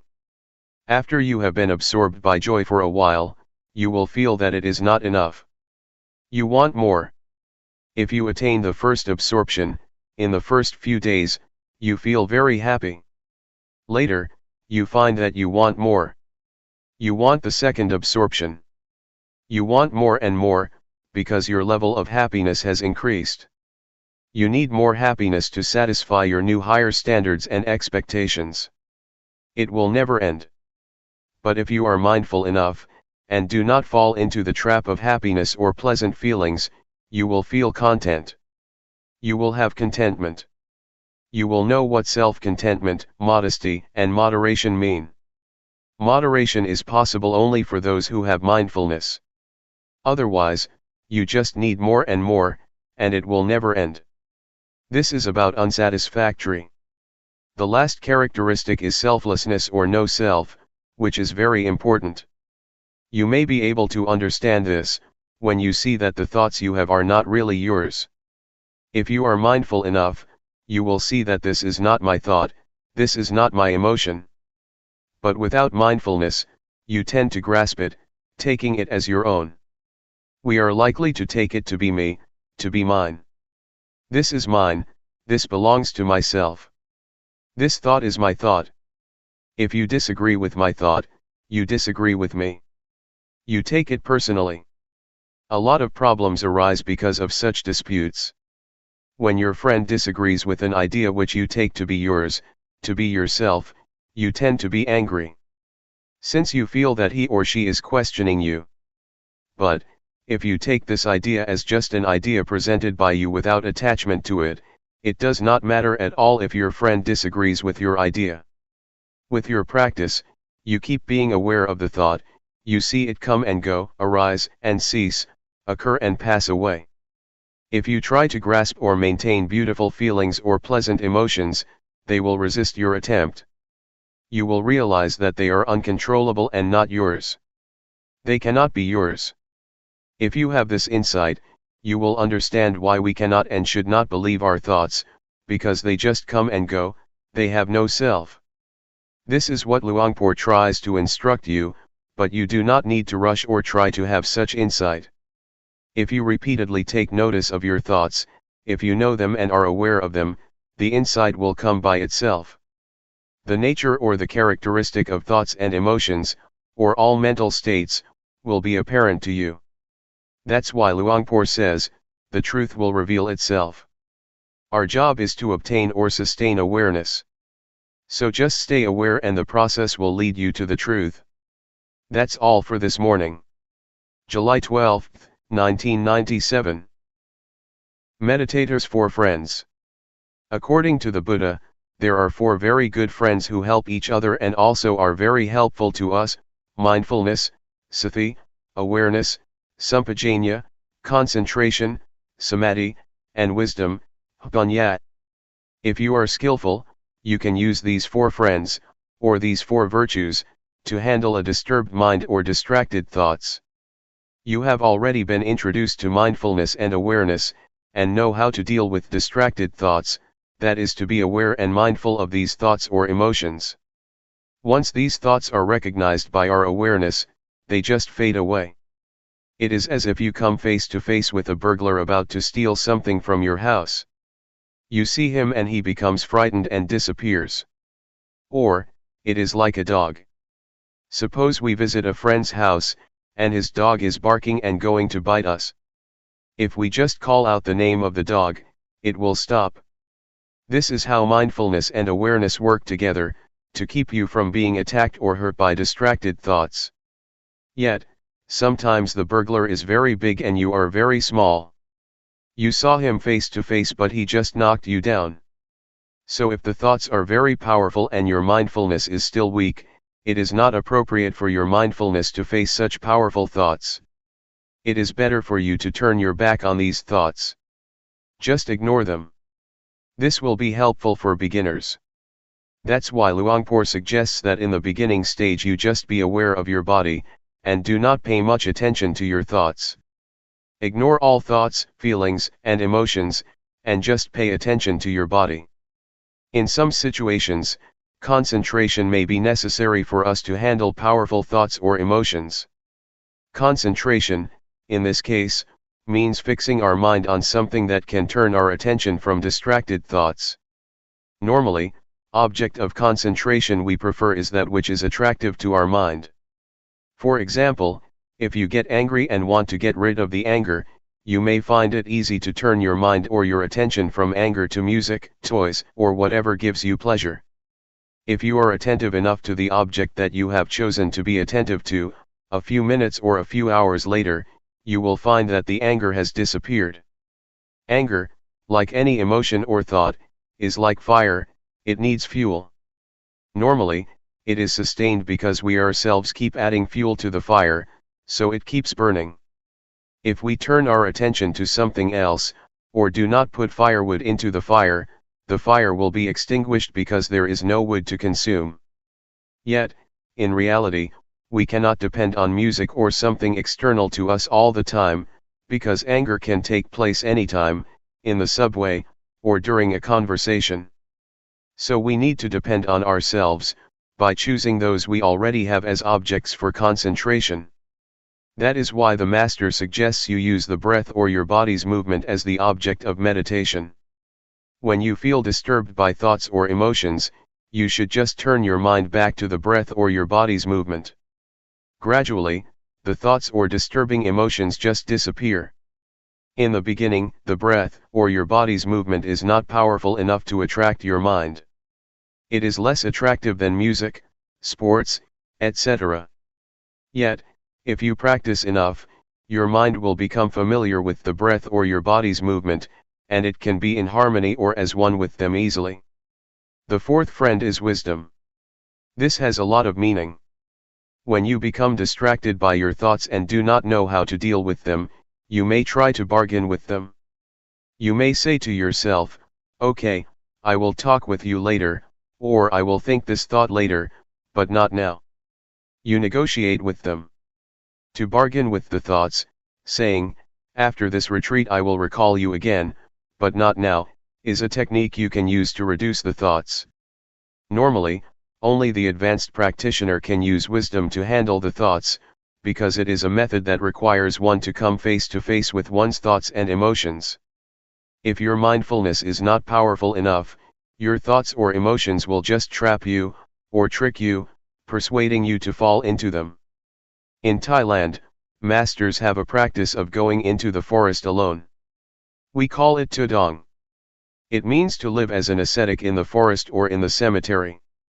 A lot of things may happen: fear, the beast, tigers, or elephants can attack the practitioner.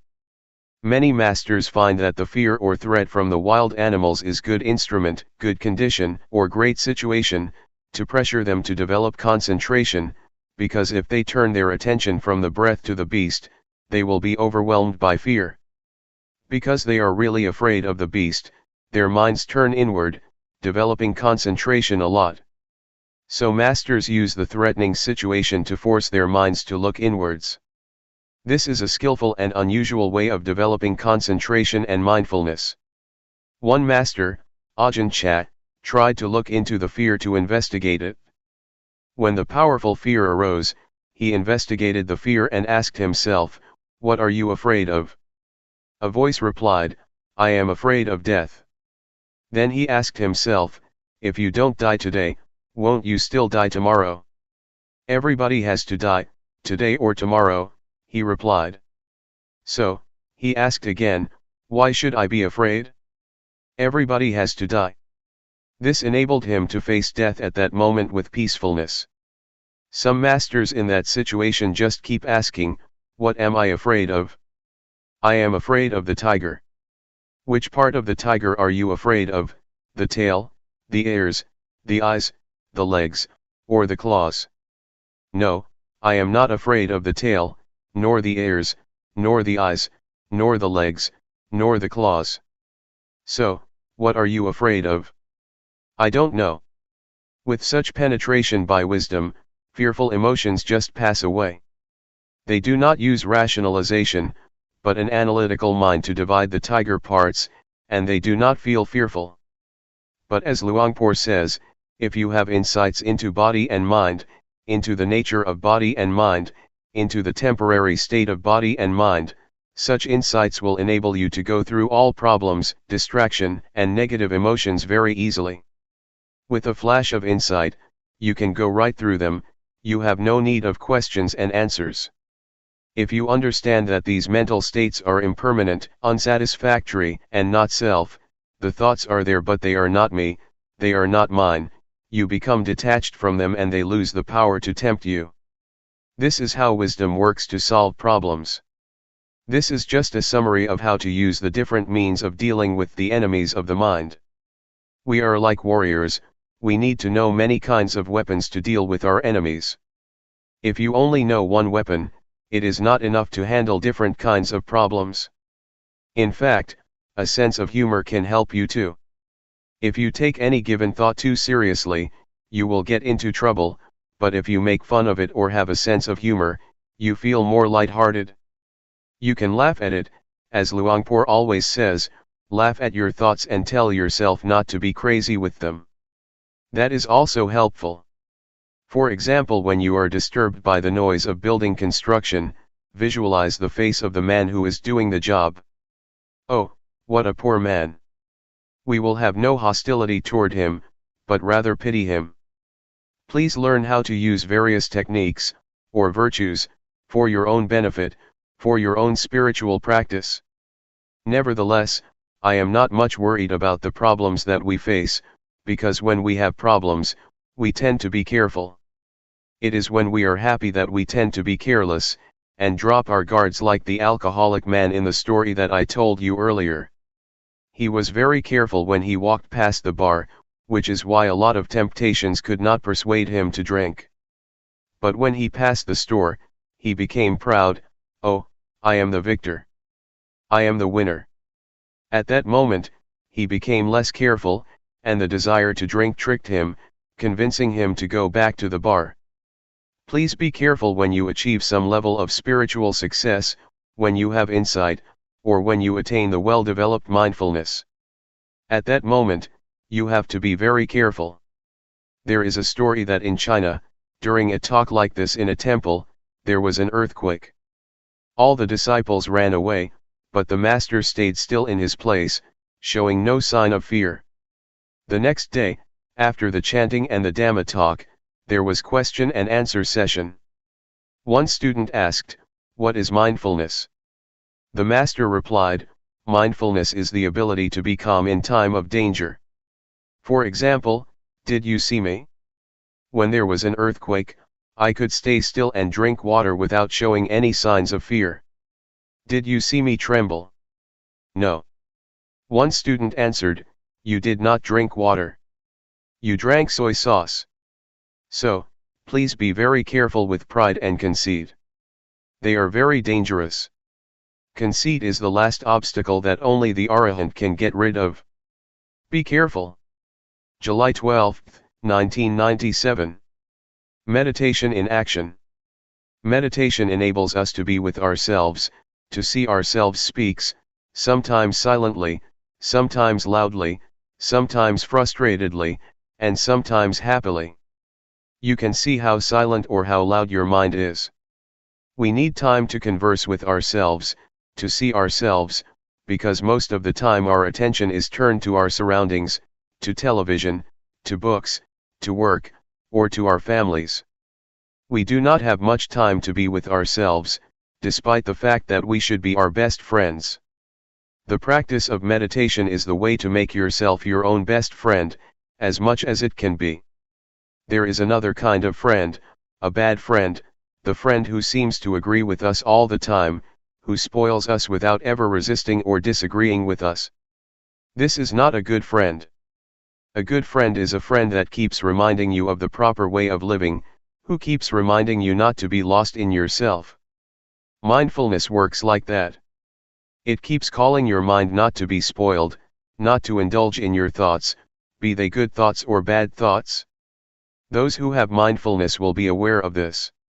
You can observe for yourself how long you have already spoiled your mind. You let it be distracted all the time, you never try to call it back to its proper place. You just follow it, and support it. When your mind gets angry, you follow the anger. When your mind is frustrated, you let it dwell on its frustration. You never recall your mind. Sometimes you may try, but you never have enough strength to call it back. Hey, come back. You are indulging in anger. You are lost in anxiety or suffering. Come back. Now, with mindfulness, you will be able to be a good friend to yourself. You will be able to call your mind back to its proper place, to the present moment, to the present activity.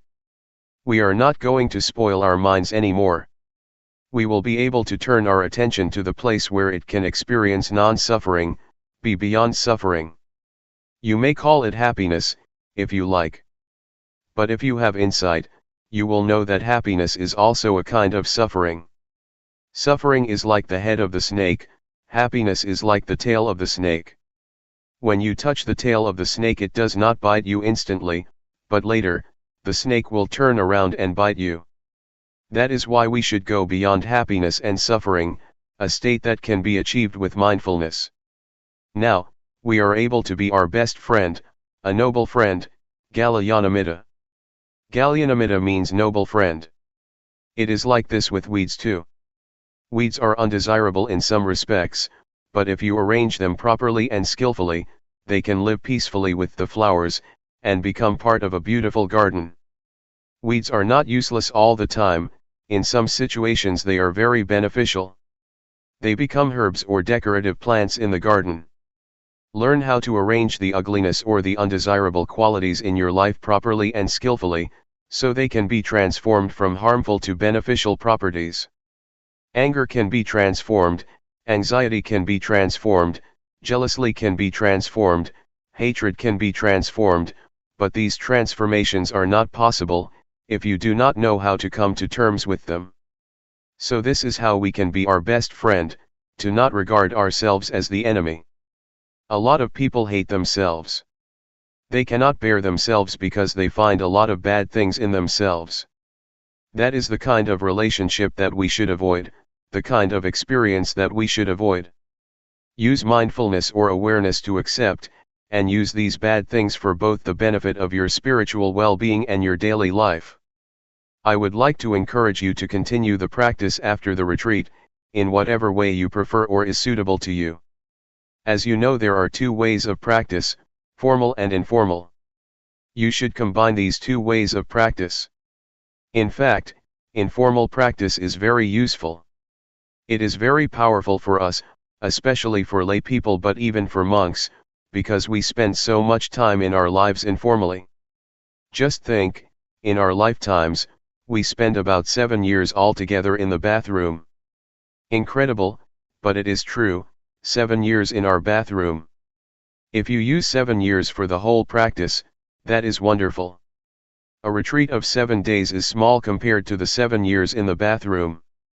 You meditate in the bathroom, whatever you do, whether it be brushing your teeth, taking a bath, urinating, or excreting, can be the act or form for mindfulness.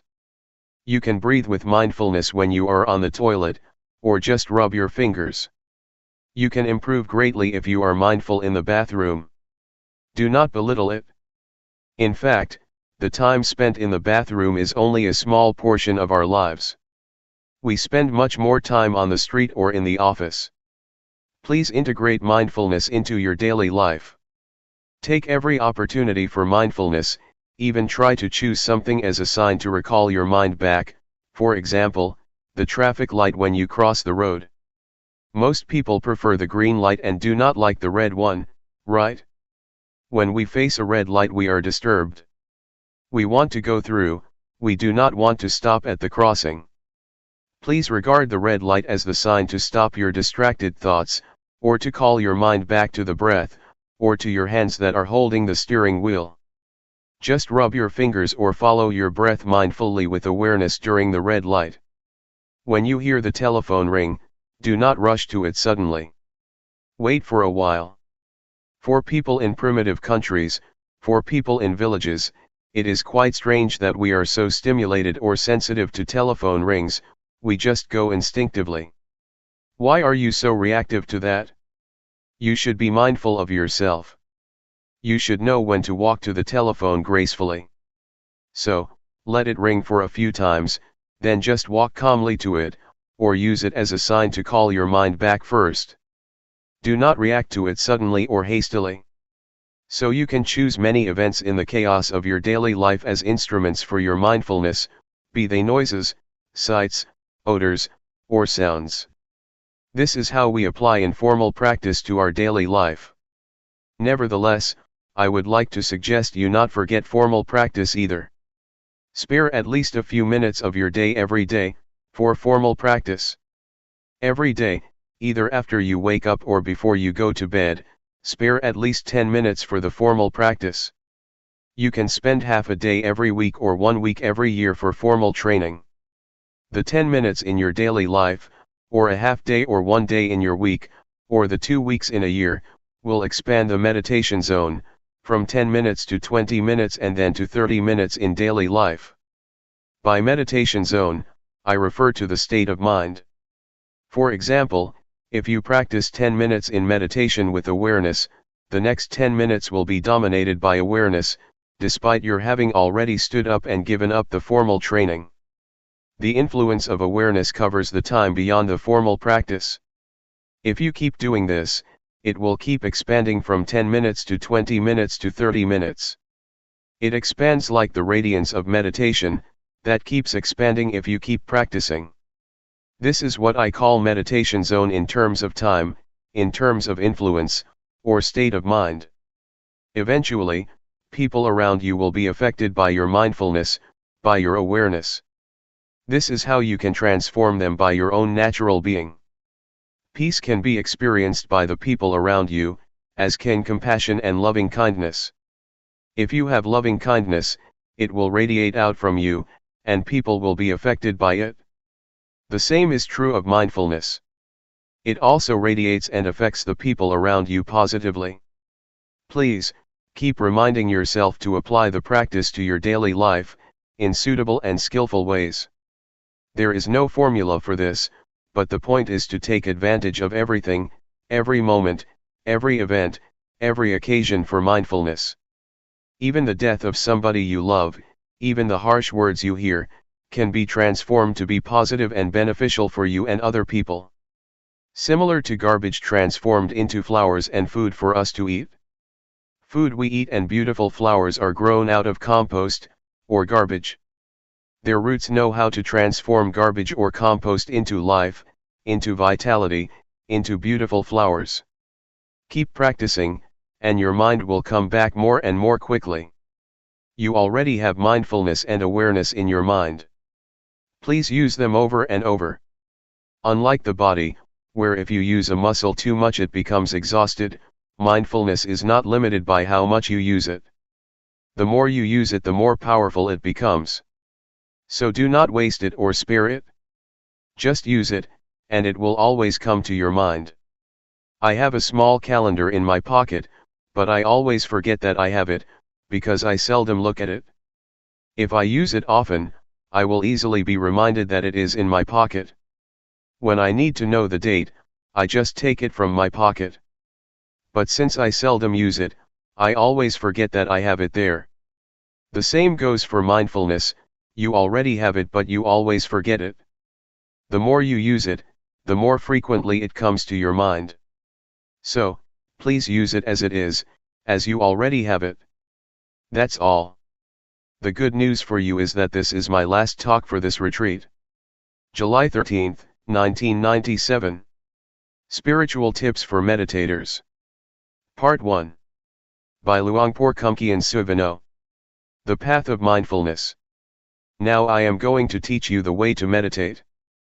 Please relax and feel comfortable, because what I am going to teach you is based on something you already have in your mind. The teaching that I am going to instruct you in is based on something which is real and genuine, the truth. And the truth cannot be deceived. It cannot be deceived by neither the master nor the students. The master cannot deceive the student and the student cannot deceive the master, once either of them has realized or understands the truth. This is a technique that can be understood by everybody. All of us have mind and body. We also have mindfulness. Mindfulness is a quality of mind that we can cultivate and develop, but it is already in our minds. Once we are mindful or once we are awakened to mindfulness, all of us are the same, but if we do not have mindfulness or if we are not mindful, we are different. Meditating, especially developing mindfulness, does not require special time designated specifically for this technique. It can be practiced all the time in our daily lives. It does not demand special time, mainly because mindfulness is already in our minds. It can be developed through our daily activities. If we practice properly, we will feel that our lives are normal. We cannot practice for others but have to practice for ourselves. We cannot learn from others but have to learn from direct experience. We have to learn by realizing the truth in our minds. The meditation cannot be achieved from memorizing texts or reading books. We have to experience the reality in ourselves.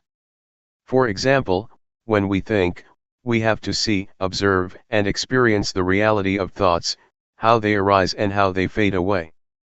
These can be learned through direct experience, not through reading books or memorizing texts. What I am trying to convey is what I have realized from direct experience, not from analytical thoughts or knowledge of texts. This realization is based on direct experience that everybody can achieve or realize for himself. When we practice on what we already have. We have body and mind. We practice by using our body as an object, our body's movement. When our body moves, when our hand moves, we should just be aware.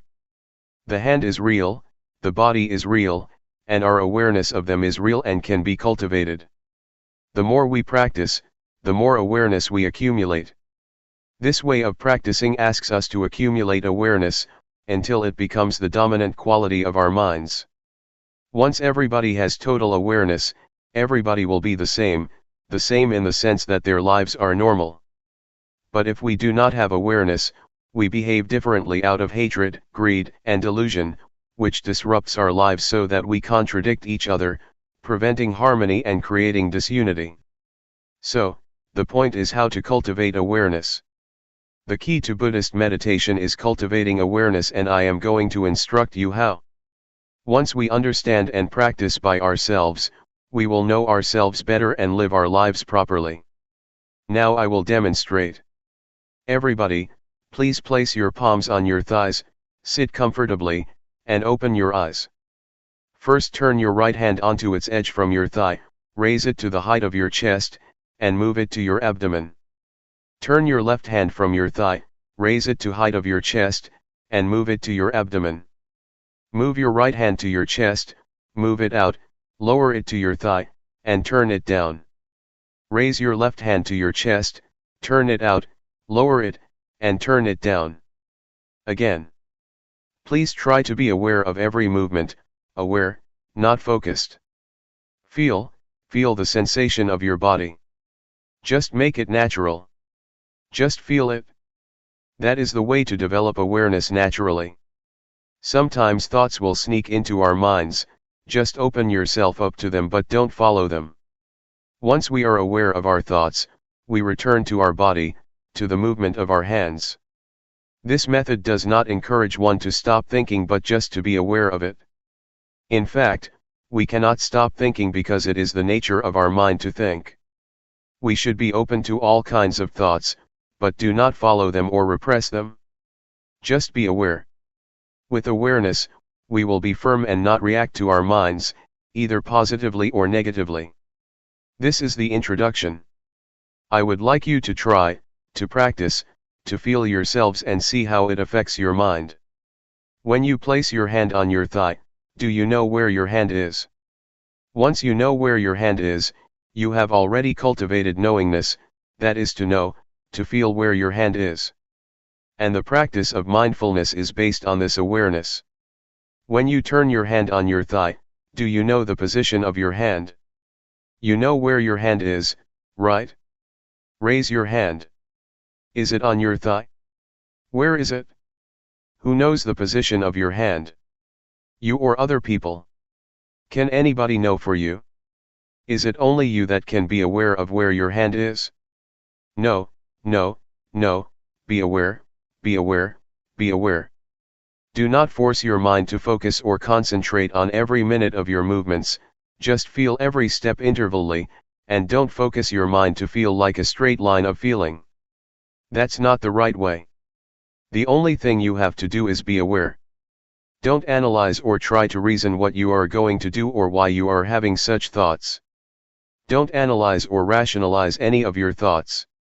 Do not make judgments, whether this thought is good or not, just be open to it, be aware of it, with no blame, no repression, and no stopping, just be receptive to the thoughts. This will enable awareness to develop quickly.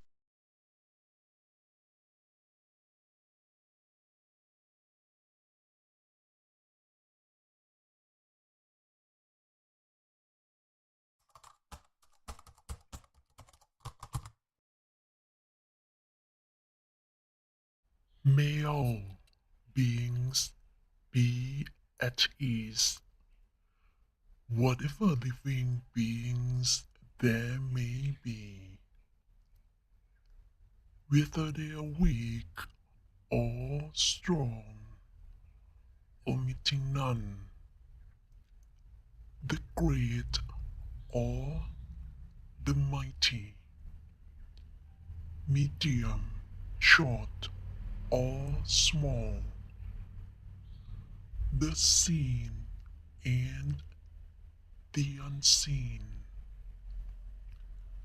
those living near and far away, those born and to be born. May all beings be at